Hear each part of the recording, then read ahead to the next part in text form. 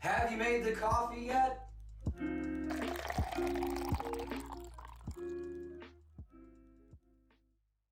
What is going on, everybody? Welcome to another Coffee Table Talks. It is a blast to have you here. I have such an interesting guest across from me with an interesting subject, particularly pertaining to Cobb County. So, two things. I always have to say this, Lance, before I start my podcast, is if you are listening to this on Spotify, please follow me and share. This is a really important podcast to share, especially, again, if you're in Cobb County area. The Cobb County folks need to know about this. If you're watching on YouTube, by all means, subscribe. Let's build this number up and create this army that sits at the coffee table and has a nice conversation with a cup of coffee in your hand. Lance, Lamberton, how the heck do we make taxes an interesting subject today? Please do explain. Well, taxes are interesting if it affects you. If it's somebody else's tax, that's probably kind of boring. But this tax, we're talking about the transit tax, the so-called mobility splost, which would be a 1% increase in the sales tax, which is a 16.7% increase in the sales tax that you would pay on a daily basis for the products and services that you purchase in Cobb County. So why are you so invested in this, man? What has your feathers ruffled? Because we think that the group that I represent, the Cobb Taxpayers Association, which is part of the coalition organized to oppose this, we feel that it's a very bad use of public money because very, very few people in Cobb County are going to use transit. Very few people use transit now. And by spending, and they're talking about raising, this is a 30-year tax. They're talking about spending $11 billion over 30 years. The average household, it would cost maybe approximately about $500 a year. That's money that you can't spend on your children's tuition or a car payment or taking your spouse out for dinner. I could go on and on. But why spend all that much money for a service which is very much underutilized now and will also be underutilized if this tax were to pass? Only it would be increasing the tax burden on Cobb County taxpayers by 600% over what it is now. All right, Lance, I have a question then. Because, with the younger folks like my age, right? They actually like the idea of transit. They love the idea of urbanization. However, ... we also like living in the 21st century, moving into, like the 22nd century, right? From what I understand, and I've read a little bit about this, they're just wanting to reinforce 20th century technology and transit into this 30-year package. So we're looking 30 years down the road, we're still going to be using 20th century tech to do transit. Is that kind of what we're talking about here? That has a lot to do with it, and I can certainly address that. But there's an urban legend out there that if you build it, they will come. And the idea is, but that's great for a movie about a baseball field and a cornfield in Iowa. But it really doesn't apply to real life, because what's going to happen is a lot of people who support this, they don't plan to use transit. But they think that if you put it out there, that other people will use it, and that will make your commute and congestion less on your side. In this case, that's absolutely not the case that's going to happen. Well over 96, 97% of households in Cobb County have access to a private automobile. And the other point that you were making about, old technology, back in the early 20th century, using mass transit was the way people got from home to work and work to home. All right? People didn't have private automobiles. They relied on public transit. And you had sort of like a central city, and you had the suburbs, and was going back and forth. Nowadays, we are very dispersed, especially in Atlanta, especially in Cobb County. There's as many people who commute into Cobb County for work as travel outside of Cobb County. And it's not like they're all going into the downtown areas. They're going from, let's say, Cobb County to North Fulton. It's dispersed all over the place. There's a lot of technologies that I think are on the horizon. Driverless cars is one of them. And once that is safely implemented, then that will make commuting and transportation costs go down dramatically. Because if you have an automatic, number one, it would be safer. You have less accidents. If you have less accidents, you have less congestion. And also, we do want to save lives, don't we? So all of those factors taken into consideration, insurance costs would go down. The insurance industry, the injury insurance industry, where you get advertisements, see 5 or 6 times a day on TV, those folks would have to find other things to do. You see, Lance, that's why I wanted to bring this up, right? This isn't just some situation, I think, because I think a lot of people can get things misconstrued in the sense of like, oh, this is just another old guard situation of we don't want to see new, we don't want to see build up. But with what you just said, that creates the antithesis of that argument, because it's like, no, that's not it. We want to see proper buildup, right? We want to see new technology being utilized for transit. And this money, I don't think is going to that. I think it's going to just this reinforcing idea of let's just keep on utilizing what we've been utilizing forever and not think outside the box. At least you're thinking outside of the box when it comes to transit, right? Let me give you kind of an analogy. Let's say you're a buggy whip manufacturer in the year 1900, okay? And you decide that what you need to do to improve product and profit is to increase your production of buggy whips by 6-fold. The only problem with that is that was just right on the cusp of the development of the private automobile, the horseless carriage, as they call it. So it would be absurd to spend extra amounts of money and resources in a technology or in a product that is basically obsolete for the 21st century. Absolutely obsolete. There's so many alternatives and variables, the little electric scooters that you see everywhere in Atlanta. That's done a very good job of reducing congestion. And another problem, I just want to bring this up. If this tax is passed, then there won't be resources to build projects which will actually reduce congestion.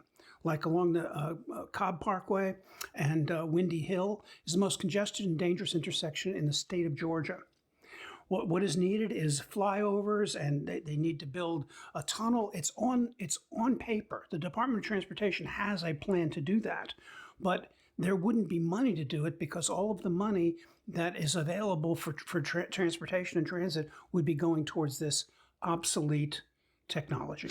Man, when I observe this situation, I have a tendency to agree with you, by the way, Lance. I don't like the idea of paying more taxes. My personal story, dude, I came from the military to Cobb County to participate in Kennesaw State University, right? I graduated. I have intentions to marry. I have intentions to have a family. And, well, thank you. But the idea, man, of paying more taxes on something that I'm just not going to use. And to that point, Lance, listen, dude, on the KSU, campus, right? You've got the KSU Owl Bus, which actually I think is an incredibly efficient way for students to get to and from like Marietta campus. But when you look at the Cobb County Transit, I forget what is it called? Cobb Link. It's called Cobb Link now. Yeah, Cobb Link, right? One time I was waiting on an event that was going on at KSU. I got there super early. So I was just kind of chilling in my car listening to an audiobook, and I watched the Cobb Link bus go back and forth and do his thing throughout the day, right? Not one person over a 5-hour stretch got on that bus. In fact, the bus driver would get off and just go hang out and play on his phone and do stuff while he just waited for his time to move on to the next thing. And that was astounding to me, man. And that's what I think of when I think of this money going to furthering this transit. I see it as useless, dude. I see it as useless. But surely the Cobb County government is going out and giving us all the facts we need to make educated decisions. I think you would disagree with that. Can you touch on that a little bit? The current Cobb Link system, since 2013 to today, has ridership has declined by 75%. Now, if the old adage of the definition of insanity is doing the same thing over and over again and expecting a different result, that's a classic case here. I don't know how anybody in their right mind could support expanding and enlarging and increasing our taxes by a significant amount to provide a service which is simply not in demand.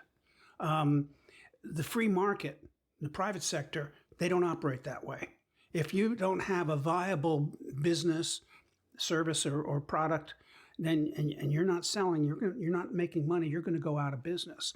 Unfortunately, with government, the way government is structured is that, like, if you have more, all you do is just pour some more money down the drain.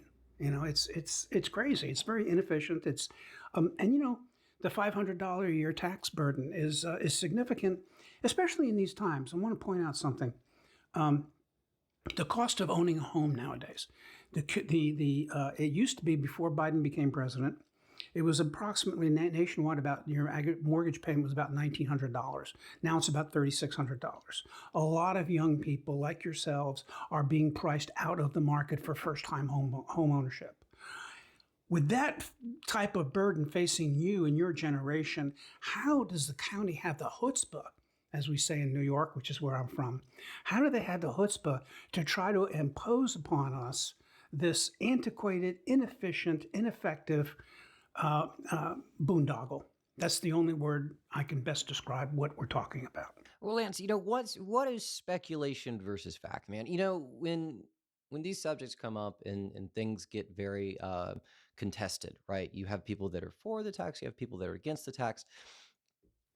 Where is it that we see facts against the tax, right? Because you can go up to the stage and you say, oh, you're just trying to tax us. And you can be the typical rah, anti-taxer person, right? But what is it for real? What is it that it's going to affect everybody in this county in a negative way? And are we receiving that full picture from the Cobb County government, or are they only painting one side of the picture? Here's a suggestion I'll make for your listeners and people who are watching this, is go to our website, cobbtaxpayer.com. On that website, we have what we call transit tax frequently asked questions. In fact, I've got a copy of it right here.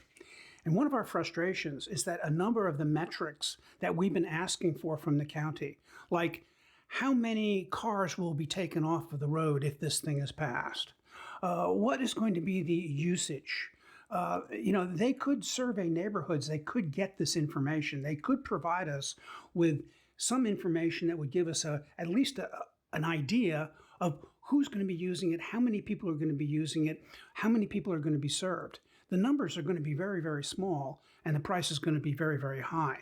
The reason, in my view, that the county is not providing these data points is because, if the truth be known, it would hurt the chances of this becoming a passing in amongst the voters. So then what's the point, dude? If all of these negatives exist, and I do agree with you, Lance, because objectively, when you look at this, it doesn't make sense to do this, given the direction that we're going in terms of the ever-encroaching Atlanta and wanting to make things more efficient, because God knows transit, as Atlanta just keeps going this way, further north and north and north, is just getting more and more congested.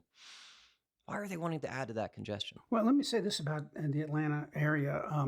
There's no city in the world, not the country, but in the world, which has a demographic which is more spread out for its size. Okay?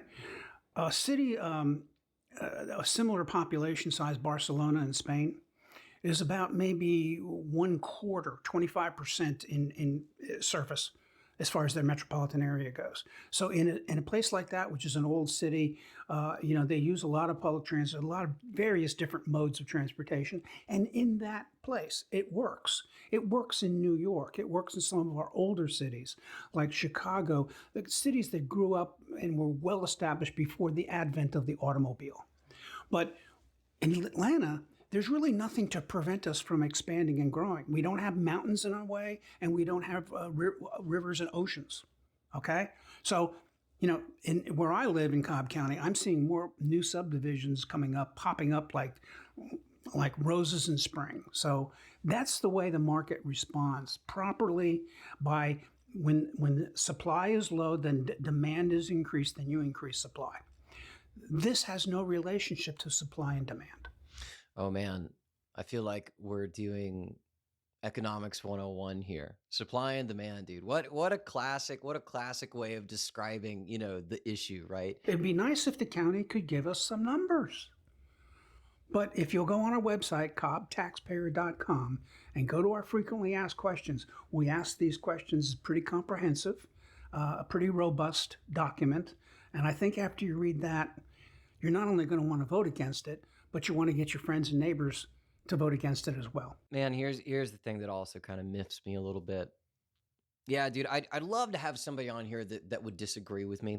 We could go back and forth and have this You conversation. don't need to do that. That's okay. But at the same time, man, I'm glad that I have you on here. I'm glad that we actually do agree, because we can kind of get down into the nitty-gritty of it. But at the same time, I still want to try and press you a little bit. Lance, the government itself, the Cobb County government has put out an education thing, right? I've seen signs around the Cobb County area. It's like, okay, scan this QR code and you'll get educated on this whole transit tax thing. So it's not like they're not trying to educate us. Do you have an argument against that? Do you have a point of view maybe different? Well, I question with what they're doing as being education. I see it more as advocacy. And when you see the materials that they come out with, the so-called educational materials, you'll find that it's very skewed towards the person who's consuming whatever information that they're putting out to be in favor of this tax. And another thing that should aggravate and annoy people, and certainly makes me angry, is that they're taking your tax dollars in Cobb County to pay for this quote-unquote educational campaign, to the tune of $187,000. And the chairwoman of the Cobb Board of Commissioners, Lisa Cupid, says that's probably just going to be a down payment, because we're going to need a lot more money to get our point of view across. So the voters in Cobb County are going to get saturated with transit tax propaganda. And it's going to be a real struggle for us because our resources are much, much more limited than what they have to be able to get our point of view across, to cut through the fog and to get to the truth. So they are using taxpayer money to push a certain idea onto the community without giving them the full spectrum. To convince them to increase their tax burden. So they're taxing you, they're using money from you to try to convince you to increase your taxes. That's crazy. And when you talk about tax burdens, I mean, the economies in the world that have a lower tax burden are the ones that thrive the most, for the most part. I mean, obviously there's exceptions to that. When I was born in 1950, the tax burden for the average person, household, or whatever was about 50%, even less than 50% than what it is now. Now, we've become a much more wealthy society since I was born, so therefore the money that we have left over still provides us with a higher standard of living. But just imagine if we had been able to keep that tax burden to that roughly the same level as what it was in 1950. Can you imagine the economic flourishing that would go on? I mean, the problem is that people look to government for all kinds of things that can properly be provided better and more efficiently than the public sector. Bowling alleys and miniature golf and movies and all kinds of things that the private sector can do and do better. Golf courses, you name it. That's where the government, in my view, Cobb County government should stick to those things which can only be done by the public sector. Well, you obviously have been fairly involved with this. You've looked into it, Lance. You seem fairly intelligent on the matter. God knows you've got like multiple pages of facts and questions like right there in front of you. I was thinking when we started this thing that I was going to be going about this point by point, but I realized that probably wouldn't work out too well. Nah, man, we don't want to bore the people. Taxes is already boring. However, not when it affects you. Not when it affects you. And that's what you're getting across, Lance. And I figure what's going to happen is individuals are going to see this video. They're going to watch this conversation happen, and they're going to get their feathers rustled just as much as you have your feathers rustled. How do they go about participating in such a way, other than voting, of course, how do they raise their voice, man? Because some people don't really understand how to civically go about that process. We have a two-pronged approach. One is to raise money, so people need to contribute to our campaign. And the other one is to offer themselves up as volunteers. We're going to plan a lot of volunteer efforts like canvassing, phone banking, sign waving. And then we probably, if we have the money, we'd like to do some social media advertising as well, brochures, push cards. We want to attend as many public events as possible in the county between now and Election Day, and have an army of volunteers going out there, just like a campaign for a candidate, and getting our message across. That's basically the long and the short of it. Man, that is just I'm still, it's so funny, man. I hate to go back to it because our conversation is a forward moving one, but I'm still wrapping my head around the fact that they're using our taxpayer money to educate us, quote unquote, educate us to make us pay for more taxes. That is just, dude, that is just so stunning to me. I don't want to go back to it. I don't want to go back to it. I want to go forward. I could even make the argument. Of course, they won't listen to me at the Cobb Board of Commissioners by saying, "Look, you're spending this much money, trying to present the pro case. Why don't you, at least in fairness, provide us with the same amount of money to provide the opposition position?" Dude, that is exactly what I'm talking about, Lance. Because when I was in the military, for example, right, we gave you the pros and the cons. So when I wanted to sell a mission to a commander, right, a person in charge, whatever, I'd go to him like, "Hey, man, for utilization of my team, right, you can use my team, you can use our assets, right? Here are your pros. Here's what you're going to get from us, right? But here's the cons, man. Here's what you're not going to get from us if you decide to use this different utilization. But the pros definitely outweigh, right? But you give a full picture so that the commanding officer knows what he needs to do, right, in the area of operation, right? We're not getting that. We're not getting the cons. And for that matter, for what it sounds like, Lance, to be honest with you, it sounds like they're trying to avoid talking about the cons altogether. Oh, absolutely. I mean, there's no doubt about it. They would love to see us just go away and fold up our tent and let them have their way with our taxes and with our vote. Yeah, dude, ain't nobody got time for that. Dude, okay, here's a thought that just came in my head. Again, we go back to my life experience, right? So I was in California for some training multiple times in my life, when I was in the Marine Corps, right? And we'd get transportation from base down to, I don't know, whatever city it was that we were going to down there. I forget the name of the city, man. Oh my God, it was heinous. It was like one of those places where like PFCs, like the lowly enlisted Marine goes down there. So, there's full of tattoo shops and everything, but it was the only thing you could do down there. Anyway, the issue was, Lance, it's like, say I wanted to go to this restaurant in particular, right? But I have to travel on the bus to go from, camp to the city. The issue is the last mile. I would get dropped off at the drop-off point, which is, wherever it is. And then I'd have to walk like an extra mile to get to the restaurant that was where I was going. And perceptually, I think that's what this transit is going to be. Actually, you bring up a great point, and let me give you an illustration. One of the things they're proposing is what they call microtransit. This means that, like with Uber or Lyft, you could call and have them pick you up at your home.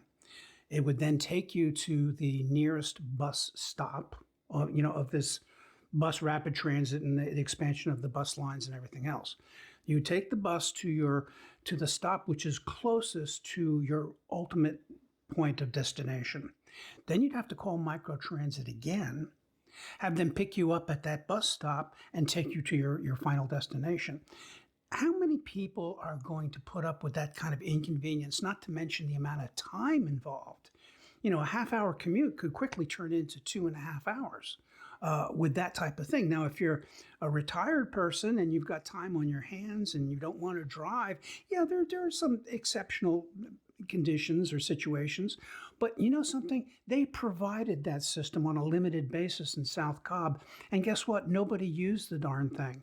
In fact, the cost per taxpayer for one trip on what they call the flex bus system, which is what they're talking about here, was about $50. Now, and that was in like 2019 dollars, not 2024 dollars. So it was actually a lot of money. You could hire a limousine for that. So it's clearly an inefficient use of taxpayer dollars. It also sounds ill thought out, I'll be honest with you, because come on, man. It's like, okay, here is your micro transit opportunity. I find that sexy. I like that idea. I would like. That's probably the most popular item of the list, but we need to debunk it for what it really is. Right. It's like, okay, we've got this micro transit thing. Oh, well, okay, that sounds great. Well, yeah, it gets you to the bus stop so that you can ride the bus to the next stop. You might have to wait 25, 30 minutes for that next bus, but okay. Dude, that is astounding. You literally have the answer. The answer is utilizing these, like Uber, Lyft, et cetera, because that gets rid of that last mile issue. But you're creating extra steps in between to give an excuse to utilize the system that we're, paying for with our taxes, i.e. this 20th century tech. One thing I approached the county a few years ago saying, why don't you have, instead of this flex bus system or microtransit or whatever, why not just provide people with Uber or Lyft vouchers? And then they could, and the county could subsidize that by a very large percentage, maybe 80, 90%. And so if you're going to pay $25, then it would cost you maybe $2.50. So the issue of affordability would not be there. The county decided not to go in that direction. They saying that there was some liability issues, which I think is kind of baloney. It's just that they don't want to do it that way. They want this. And they've got their heads stuck in the sand for this microtransit system, which is not going to be used. We're going to spend a lot of money on it. More people will use it than currently because it's going to expand the service area, but not enough people are going to use it to make it worthwhile.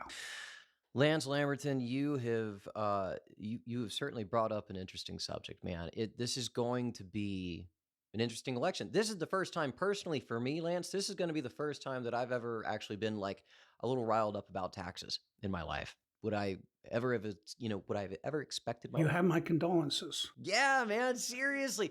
I've been worked up over taxes since I first became politically aware. So, and I'm 73 years old. So I've been a taxpayer activist all my adult life. You know what it is, Lance? It's like when you're a kid, right? And you get a toy, right? It's like, oh my gosh, this toy is amazing. This toy is amazing. But as you get older, you start going from, I really want this toy for Christmas to you actually want socks for Christmas. It's like, wow, I got socks. This is great. You just get older. You get, you get pushed into these scenarios where you got to start paying taxes, of course, right? And then you start becoming more aware of these things, et cetera, et cetera. Lance, it's life. One of the arguments that the proponents make is that this will allow the elderly in the county to age in place. That's their quote, what they call it. The problem is that as you get older, and I know for myself, speaking from personal experience, I used to use public transit on a fairly frequent basis because I kind of liked the idea of riding my bicycle to the bus, and then I'd get to the bus station and where I was going, and I get on and then you could put the bus on the bicycle on the front of the bus, and I would take the bicycle to my ultimate destination. It worked out. I got a good workout. I felt very virtuous. I was doing some virtue signaling here. But as I've gotten older, and now that I have a heart condition and whatever, I can't walk very well, that's not an option for me any longer. And as people get older, the idea of using public transportation is anathema. It just simply doesn't work for them. And if you're living in a facility for assisted living or whatever, those facilities provide jitney service for the residents. They don't need microtransit. They don't need the county for that service. Well, Lance, thank you so much for coming on the podcast, man. I enjoyed the conversation. Been a half hour already? Dude, I know, man. Here's the thing though, Lance, and this is up to you, viewers and listeners. Gosh, I got to start learning how to differentiate between the two. Viewers and listeners, man, because I'm expanding, Lance. I'm doing YouTube and Spotify, but the more we grow, right? The more this podcast grows, the more interesting people want to come on it, the more viewership that we get, right? Mm-hmm. The conversations can go a heck of a lot longer because you'd be amazed. You could talk about this for like another 3 hours and it would go by just like that Because it's so. There's so many facets to it, and it's not boring. I know that initially in the interview you were talking about taxing being boring. It's not a boring subject. Can I give out my email address so that people want to become directly involved? They can contact me directly, or Yeah, man, look at that camera and talk to the audience. hi everybody. My email address is Lamberton. The last name is LAM as in man, BERTON @comcast.net. Email me and let me know if you want to become involved in our campaign, and I'll certainly make that happen. Lance, cheers, buddy. What a great talk, man.